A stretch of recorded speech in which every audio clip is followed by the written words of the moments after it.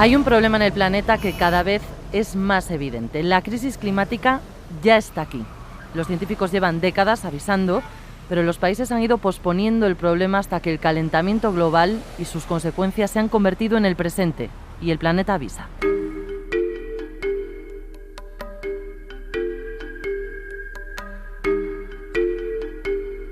No se puede dormir por la noche, no se puede dormir. Yo duermo con las ventanas abiertas y entra unas flamas que parece que estamos en un desierto. Y aquí es agobiante ahora mismo, el calor que está haciendo es agobiante.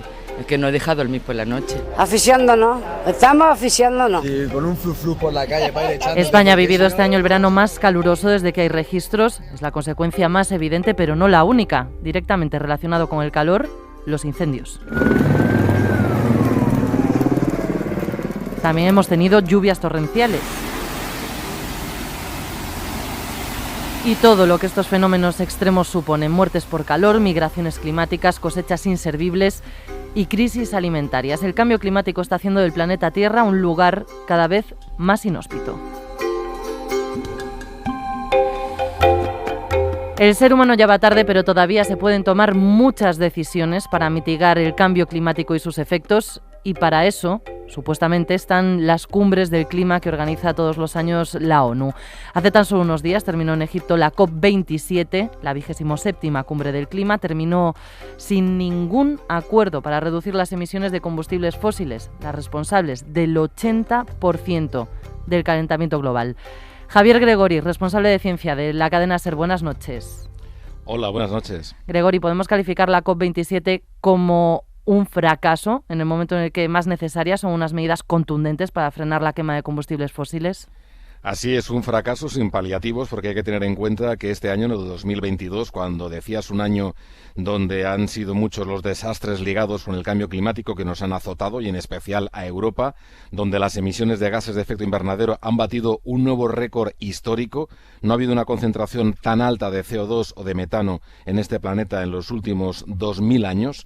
En ese mismo año no se ha conseguido ningún acuerdo, ni siquiera para reducir ni un 0,1% las emisiones mundiales, porque China no ha aceptado ningún plan para reducir sus emisiones, Estados Unidos ha presentado un plan pero no llega a lo que pide la ONU, India tampoco, es decir que solo la Unión Europea sigue tirando del carro con un aumento en su reducción de emisiones del 50 al 57%, pero Europa es el tercer emisor, digamos que con eso no vale. Y en el texto, en el acuerdo final de la COP27, ni siquiera viene tampoco una reducción progresiva en el uso del petróleo y el gas, que son ahora mismo los dos grandes combustibles fósiles que están provocando este recalentamiento de la Tierra. Así que yo creo que se puede considerar como un fracaso sin paliativos. Especialmente llamativas han sido además las ausencias de varios de los países que más contaminan. Las sillas de China, de Rusia, de India han estado vacías, Gregori, durante las 2 semanas que ha durado la COP. Sí, eso que han venido a Egipto 110 jefes de gobierno o de Estado, entre ellos Pedro Sánchez, el presidente español. Todos venían en principio con un pan debajo del brazo, aunque en este caso el pan sea dinero para luchar contra el cambio climático, pero no estaban los 3 o 4 grandes presidentes. 3 de ellos ni siquiera han aparecido en las 2 semanas. Me estoy refiriendo al máximo dirigente de China, que no ha aparecido, al de la India tampoco, y el de Rusia, Putin, tampoco. Pero al final Biden llegó, pero estuvo apenas 1 hora, volvió a decir lo que ya había dicho el año pasado, con lo cual no hay avances en esta COP. Y lo realmente grave es que los últimos informes científicos, porque los científicos son los únicos que están, digamos, tirando del carro, diciendo que cada vez el cambio climático es más grave y demostrándolo en la práctica, los últimos informes científicos dicen que con el recorte de emisiones actual, que prácticamente solo funciona en el caso de la Unión Europea, porque las emisiones en Estados Unidos en el último año han vuelto a aumentar, en China no han aumentado, pero casi de milagro, y por el tema de la COVID, no porque dejen de contaminar, es que vamos a un aumento de la temperatura de casi 3 grados, es decir, el doble de lo establecido en el Acuerdo de París hace ya 7 años. Y con esto, las sequías, las inundaciones, la subida del nivel del mar va a ser muchísimo más grave de lo que es ahora. Javier Gregori, especialista en ciencia de la cadena SER. Gracias, buenas noches. Gracias a vosotros, hasta luego. Laurence Toubiana, presidenta de la Fundación Europea del Clima. ¿Qué tal? Buenas noches, ¿cómo está? Buenas noches. Se le conoce como la arquitecta del Acuerdo de París de 2015 contra el cambio climático. No sé si puede contarnos por qué. ¿Por qué la llaman a usted así? Porque yo estaba a este momento cuando el gobierno francés me llamó. Había lanzado una organización de reflexión muchos años antes y que había trabajado bastante sobre por qué la gobernanza global no funcionaba bien, ¿no? No teníamos posibilidad de tener un acuerdo integral, no solo con los países desarrollados, pero también con todos los países. Y yo estaba de profesora en Nueva York a este momento, y me llamaron del gobierno porque tenían un poco de angustia, porque habían pedido la conferencia en París, pero no sabía mucho cómo hacer, porque todo el mundo era muy pesimista. Hubo algunos años antes el fallecimiento del acuerdo en Copenhague y muchas tensiones, y claro, todo el mundo decía, es imposible tener un acuerdo global. Entonces dudé bastante y finalmente me decidí venir, y en realidad tenía más o menos el plan, porque claro, no por genio de mi parte, pero porque había realmente trabajado mucho sobre por qué no se podía hacer anteriormente. Entonces, para mí el principal problema era que vemos las relaciones internacionales en una forma demasiado simple, y con acuerdo con gobiernos, sabiendo de todas formas que hay muy pocas sanciones internacionales que son eficaces, y que esta visión un poco diplomática clásica no podía funcionar.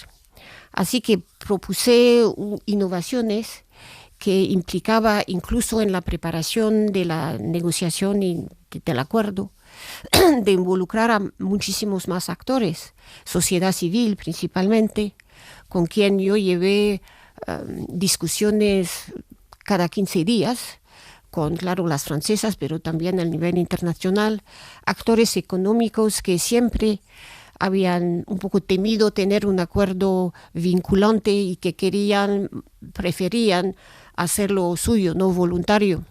Y también las ciudades y las regiones, porque claro, se empezaba a ver que las acciones están también ahí, ¿no? Y claro, las instituciones financieras. Entonces yo llevé eso diciendo, mira, hay que tener todo, y encima de todo eso hay que entender que la demanda para soberanía nacional es muy fuerte, en particular en los países en desarrollo, que piensan que el sistema internacional no les favorece demasiado.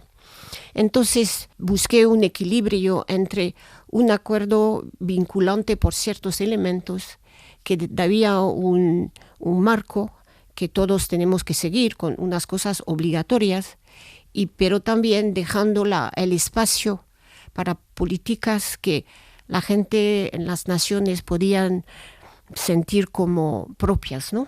Y es este equilibrio, claro, que yo he definido esta diplomacia como la diplomacia de 360 grados, porque hay que mirar a todos, ¿no? Y los debates principalmente vienen al interior de las naciones, no son tanto al nivel internacional, además hay que tener un equilibrio.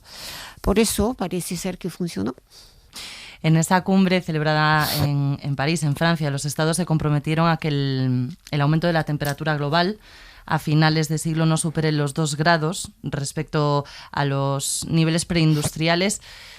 ¿Cree que todavía podemos cumplir ese compromiso? El compromiso en París es incluso mucho más duro que este. Es muy, muy abajo de los 2 grados. Y eso fue negociado a la última hora del último día. Había mucha resistencia. Yo creo que sí se puede llegar a muy abajo de los 2 grados, pero porque ya la tendencia de la economía, de la tecnología, y también, que es más importante incluso, de mucha percepción en las sociedades que hay que hacer algo porque el impacto del cambio climático es enorme, mucho más grave que lo que se percibía ya en 2015. Y yo creo que ahora el movimiento no se va a parar, pero lo que pasa es que lo hacemos en una forma lenta porque hemos empezado muy tarde. Y claro, los que no quieren, los que quieren bloquear el proceso, pues son bien efectivos también. Así que el tiempo es el problema. Por eso precisamente quería preguntarle por cómo ha vivido, qué balance hace usted de esta última cumbre, la de Egipto. Es frustrante, como lo he escrito en muchos lugares, porque en el caso de acelerar los compromisos de países para acelerar la reducción de emisiones, hemos tenido poco progreso realmente. Pero lo de corto plazo es el problema, y que por el momento, y acaso sumiéndose a la crisis energética, ves claro que el clima ya no está muy alto en la agenda política. Eso es el lado frustrante. El lado positivo, porque hay que darse cuenta que Europa en particular propuso apoyar esta idea del fondo para pérdidas y daños y para que realmente los países que sufren más pueden ser ayudados por la comunidad internacional. Y más interesante aún fue esta COP la pedida para una reforma profunda del sistema financiero internacional. Y mira, eso se discute, la reforma del Fondo Monetario Internacional, del Banco Mundial, se discute desde 15 años. Y ahora hay un sentimiento de que hay que hacerlo ahora, porque si no, no estamos en situación de responder financiamiento al problema de este problema del cambio climático que destabiliza todas las economías, nacionalmente, pero también internacionalmente. Nos decía que quizás ha dejado de ser la máxima prioridad o estar entre las máximas prioridades de la agenda política. ¿Es eso lo que intenta la Fundación Europea del Clima? ¿Situar esta lucha del cambio climático donde le corresponde en esa agenda? ¿De qué manera trabajan para este objetivo? Sí, es un poco obsesivo, ¿no? Es como tenemos una misión que es el poner el clima donde podamos, pero también vinculando esta lucha contra el cambio climático con la cuestión de justicia social, de los efectos distributivos de algunas políticas, de entender que hay que involucrar a los ciudadanos si queremos realmente cambiar el sistema.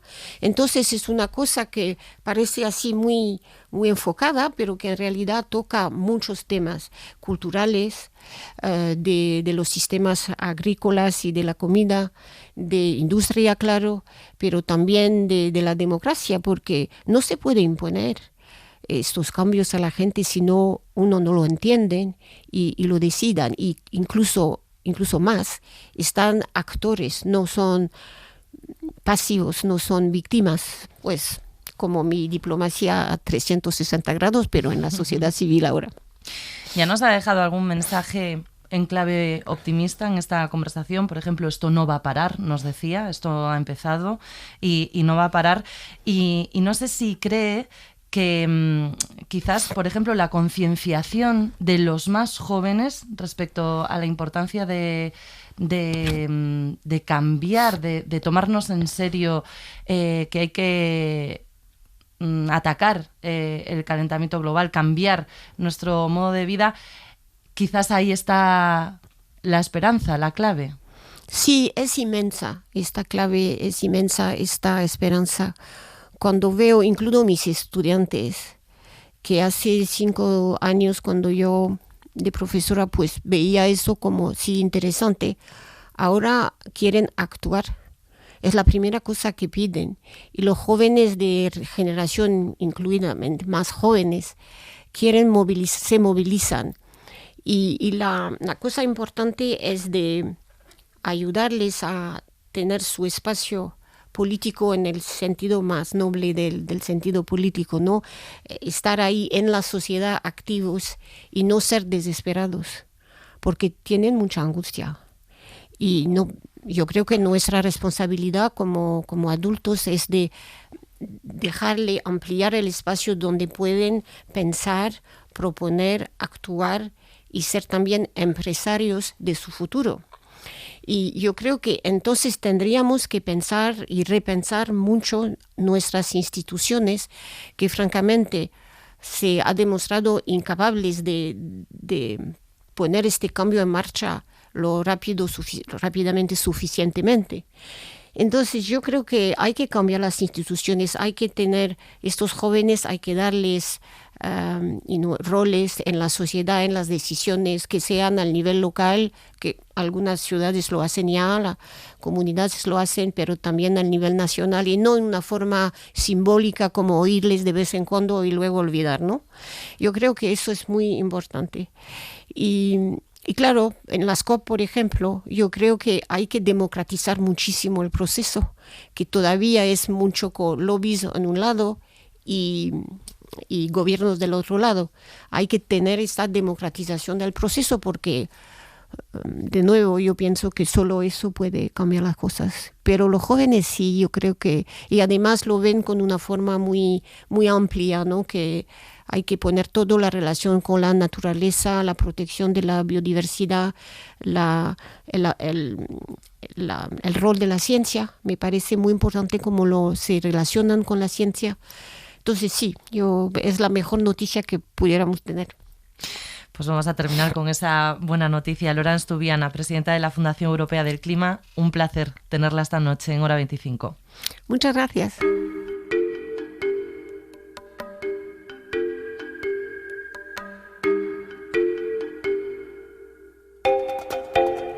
La falta de compromiso de los gobiernos en las últimas cumbres del clima y, en general, la poca contundencia de las políticas medioambientales están provocando una corriente de preocupación en la comunidad científica que ha llevado a algunos investigadores a rebelarse, a impulsar un movimiento de desobediencia civil.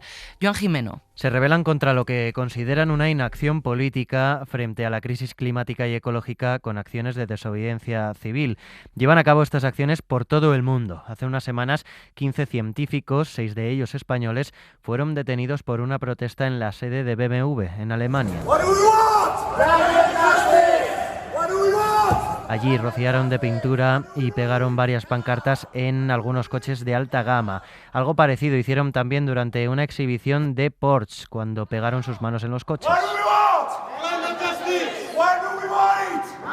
Han bloqueado carreteras en Berlín. Se han manifestado en Londres, en Tanzania o también en España, frente al Congreso de los Diputados en abril, donde rociaron los leones y la fachada del edificio con pintura roja. ¿Qué tiene que contar la prensa que no se haya contado ya? ¿Cómo tiene que hablar la ciencia para explicar que el presente está aquí? Quieren movilizar a la comunidad científica y advertir de esta manera a los ciudadanos para que fuercen a su vez a los gobiernos a actuar. Llevan años llevando a cabo estas acciones e incluso el secretario general de las Naciones Unidas, Antonio Guterres, les dedicó unas palabras hace unos meses. Climate activists are sometimes depicted as dangerous radicals. A veces se representa a los activistas climáticos como radicales peligrosos, pero los radicales verdaderamente peligrosos son los países que aumentan la producción de combustibles fósiles, decía Guterres. Fernando Valladares, buenas noches. Hola, ¿qué tal? Buenas noches. Fernando Valladares es científico del CSIC, forma parte del movimiento Scientist Rebellion, rebelión científica. Díganos, ¿están los gobiernos haciendo oídos sordos a las advertencias de la comunidad científica? Pues creo que esto no le escapa la atención a nadie. Creo que los científicos llevamos 50 años y, si me apuras, al menos los últimos 30 desde la cumbre de Río, haciendo informes. Por eso llevamos 27 cumbres del clima, porque llevamos unos 30 años haciendo informes y explicando la gravedad del cambio climático, que forma parte de esa degradación ambiental que, sin querer, sin buscarlo especialmente, la humanidad con su desarrollo económico ha ido trayendo consigo. Creo que eso no se le escapa a nadie y creo que empieza a ser obvio que la distancia entre la teoría y la práctica, entre dónde deberíamos estar en términos de conservación, protección y dónde estamos en términos de reducción de emisiones y de contaminación, pues es cada vez más grande. Y un poco por eso ustedes han decidido salir de los laboratorios, de los despachos, de las aulas, tomar de alguna forma la calle. Le han llegado a denunciar a usted por una de estas protestas que llevaron a cabo a las puertas del Congreso. Esto de que dejen de lado, podemos decirlo así, su espacio, su zona de confort, ya es significativo, ¿no?, de la gravedad de la situación. Pues sí, la verdad es que pensemos que para nosotros lo más confortable, lo más cómodo, lo más habitual es tener pues conversaciones como esta que estamos teniendo, es hacer informes, asesoramientos, publicaciones, reportajes, es decir, explicarnos con calma y con profundidad lo que la ciencia sabe, las amenazas que hay pues sobre la vida de las personas, sobre el funcionamiento de los ecosistemas, y todo esto con esa calma y esa reflexión nos ha llevado a 30 años de inacción política, económica, social, que nos preocupa. Y como nos preocupa, como estamos realmente diciendo nos alejamos cada vez más de las metas que nos vamos poniendo. El Acuerdo de París fue un acuerdo muy global de 190 países que lo firmaron. Y sin embargo, habíamos dicho que había que reducir emisiones de gases de efecto invernadero y lejos de reducirlas, seguimos aumentándolas. Es verdad que un poco menos, pero seguimos aumentándolas.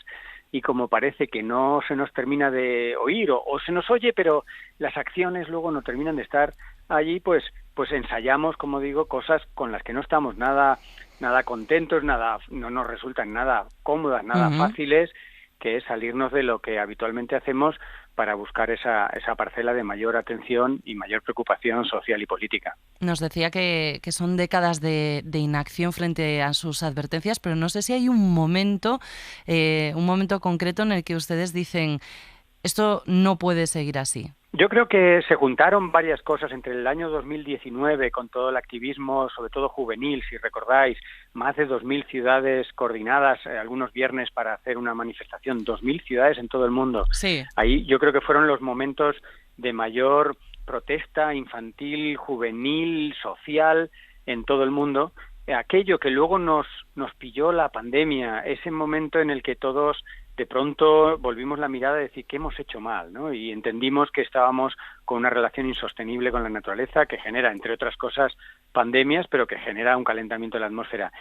Precisamente ese momento reflexivo que podíamos haber aprovechado para cambiar de rumbo, no solo no lo hemos aprovechado, sino que hemos salido de la pandemia y de la crisis, sanitaria, apretando el acelerador, que era justo lo contrario que habíamos dicho que teníamos que hacer, que lo habíamos dicho todo ya ahí en ese momento de reflexivo. Yo invito a todos los que nos escuchen a que recordemos cómo estábamos en marzo, en abril del 2020, ¿no? Estábamos todos como haciéndonos una promesa de decir esto no tiene que volver a ocurrir. Y sin embargo, en cuanto se disiparon las quintas y sextas olas de contagios, pues todas las economías, la mayoría de las economías del mundo apretaron el acelerador y compensaron todas las emisiones que se habían quedado sin hacer en unos meses. Esto era lo que nos dijimos que no había que hacer, y yo creo que eso ha sido pues un catalizador. No basta con decir ojo que vamos mal, hay que mostrarse pues todo lo preocupados que podamos mostrarnos, ¿no? Nos recordaba los viernes por el clima. En los últimos meses jóvenes, sobre todo activistas climáticos jóvenes, han realizado actos de vandalismo en algunos museos, en el Prado, sin ir más lejos. Han abierto un debate sobre si tiene sentido atentar contra obras de arte, por muy importante que sea el objetivo, ¿no?, de esa reivindicación. Quería preguntarle qué opinión le merecen este tipo de acciones. Estas acciones buscan el objetivo de llamar la atención y de incomodar, porque estamos ante una situación incómoda. Indudablemente las obras de arte no tienen la culpa de nada, ni los artistas ni el sector del arte, pero se han ensayado este tipo de cosas con las petroleras y con las entidades y los puntos y los sitios emblemáticos en relación con la inactividad climática, y bueno, pues no han terminado de trascender, y por eso se exploran nuevas vías, nuevos sitios, nuevas acciones que se piensan mucho, que se consultan con abogados voluntarios que nos asesoran o que dicen dónde pueden haber algunas líneas rojas, que se planean mucho para no generar daños irreversibles, para no molestar más de lo necesario.